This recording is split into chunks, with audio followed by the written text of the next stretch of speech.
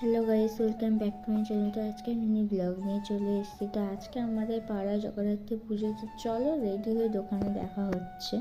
Ready teddy হয়ে দোকানে চলে গেছে। তো এবার ফাংশন দেখতে যাব। তো চলো ওখানে গিয়ে দেখা হচ্ছে। তো ফাংশানে এখানে চলে এসেছি। এবারে যাব হচ্ছে ঠাকুরটা দেখতে। তো ঠাকুরটা গিয়ে দেখে আসলাম, খুবই সুন্দর করেছে ঠাকুরটা। এবারে একটু ছোট হয়েছে, সুন্দর করেছে।